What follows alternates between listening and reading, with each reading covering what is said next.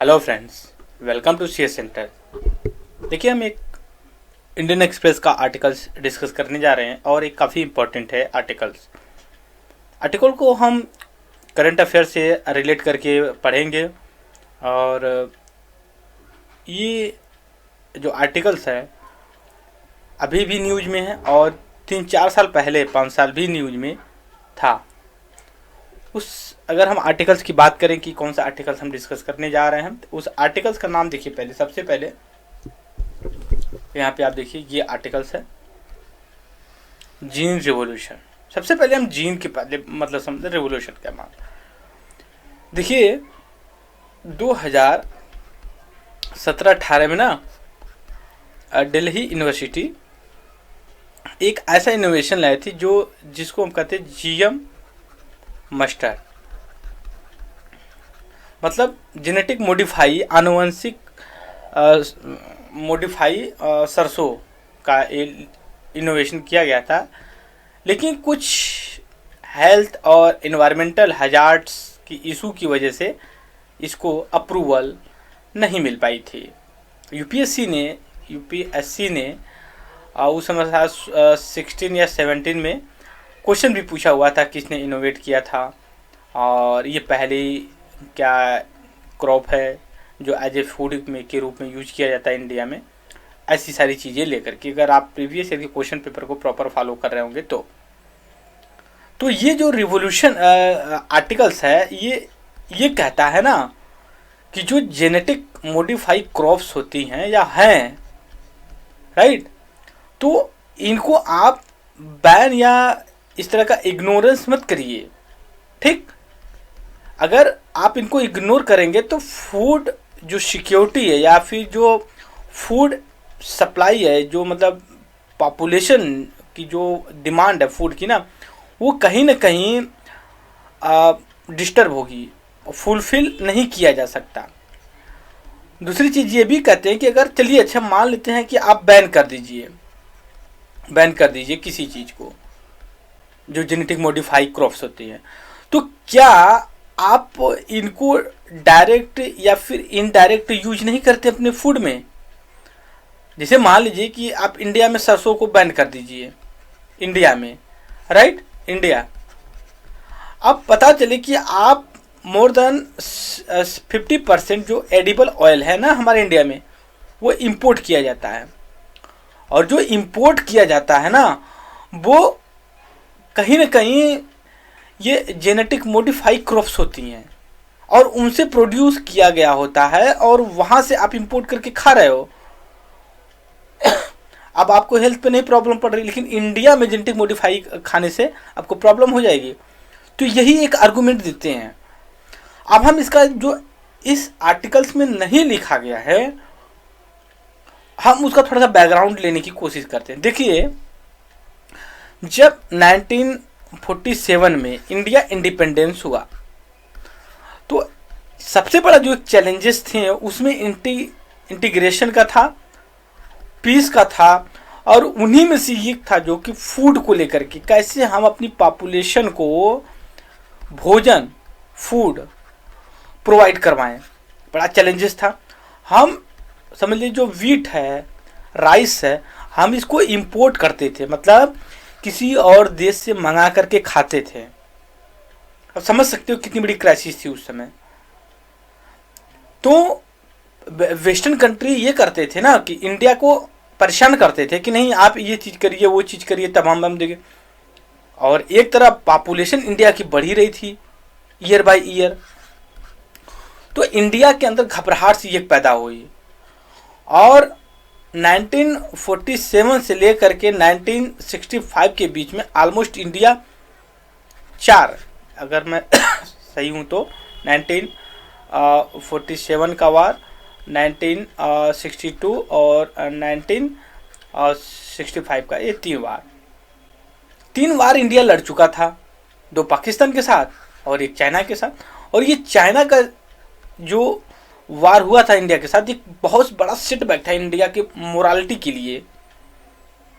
और इसी का एक धक्का लगा कि Pandit Jawaharlal first prime minister थे, उनकी डेथ हो जाती 2 साल के बाद 1964 में।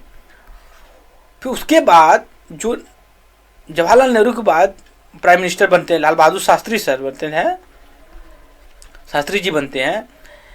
ये 1965 का जब वार हुआ ना, तो इंडिया पाकिस्तान के बीच तो बहुत बड़ा फूड क्राइसिस निकल करके आया। तो उसी समय इन्होंने एक स्लोगन दिया, जय जय जवान और जय किसान।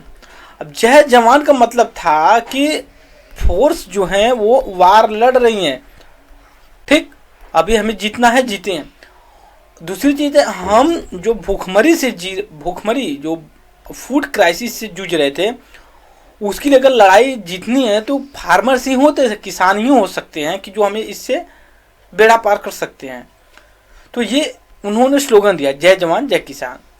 और 1966-67 में ऑलमोस्ट जाकर के हमने ग्रीन रेवोल्यूशन शुरू किया। इंडिया में ग्रीन रेवोल्यूशन के जो फादर माने जाते हैं MS स्वामीनाथन सर माने जाते हैं।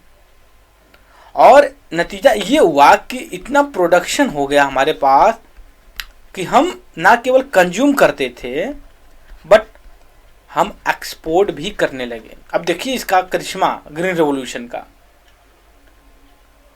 ग्रीन रेवोल्यूशन के लिए हम शायद एक वीडियो भी बनाए हैं, उसमें देख लेना आप। ये निकला।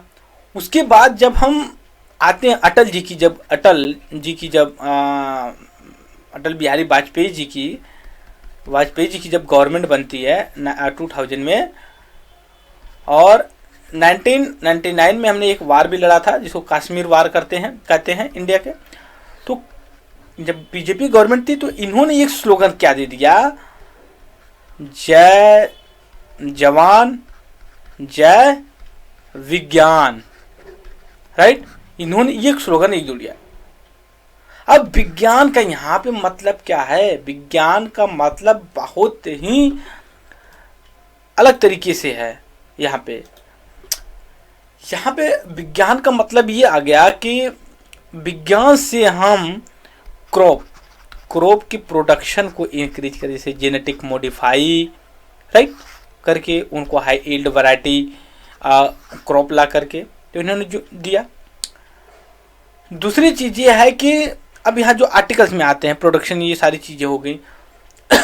ऐसा क्यों जरूरी है? पॉपुलेशन इंक्रीज हो रही है, लैंड एरिया हमारे पास लिमिटेड है। दूसरी चीज़ है डिमांड इंक्रीज हो रही है, पॉपुलेशन जब अगर हम इनोवेटिव तरीके से अगर प्रोडक्शन को इंक्रीज नहीं किए सर, तो हमारे फूड क्राइसिस, वैसे ही वर्ल्ड में देखा है फूड क्राइसिस आला, इंडिया में नहीं है ऐसे ही, ये चीज़ है। दूसरी ये चीज़ है कि देखिए अब इंडिया में बीटी कॉटन अलाउड है। अब ये कहा जाता है कि ये तो कॉटन है, आदमी थोड़ी खाता, लेकिन अब देखिए इनडायरेक्टली जो एडिटोरियल में बोला जा रहा है, जो कॉटन क्रॉप होती है ना, कहीं ना कहीं एनिमल भी एज ए फूड के रूप में फीड खाते हैं। जब एनिमल खाएगा तो इसका मिल्क कहाँ जाएगा भाई? मिल्क में भी तो उसका कुछ न कुछ सिम्टम दिखेगा। तो ये फिर ह्यूमन कहीं ना कहीं फूड चैन के थ्रू ह्यूमन में एंटर कर जाता है। तो आप बताइए कैसे आप जो है कि इन सब से अगर आप कहते हैं कि नहीं ये साइड इफेक्ट है या इसका कुछ कॉन्सिक्वेंसेस है, तो क्यों नहीं हो रहा? ये चीज़ ये कहने की पूरे आर्टिकल्स में ये कोशिश करते हैं। दूसरी ये बीटी ब्रिंजल भी है। हालांकि इंडिया में बस कोई भी जो फूड के रूप में यूज किया जाता अभी तक अलाउड नहीं था। अगर अभी ट्रायल चल रहा है सुप्रीम कोर्ट में जेनेटिक जेएम मस्टर्ड को लेकर के, अगर पास हुआ तो ये पहली क्रॉप होगी जो हम खाते हैं सीधे। नहीं तो बीटी कॉटन के अलावा कोई हम क्रॉप जो कि अलाउड नहीं करते हैं इंडिया में। तो ये कुल मिला के ये आर्टिकल्स में यही कहने की कोशिश कर रहे हैं, देखिए जनाब आप भले बैन कर लीजिए, अब ये कहिए कि हम नहीं खा रहे हैं तो ये गलत चीज़ है, कहीं ना कहीं हम खाते हैं इसको। तो ये बेसिक हम आइडिया लेने की एडिटोरियल से कोशिश किए और आगे हम ऐसे डिस्कस करें। तब तक के लिए thank you very much discussion.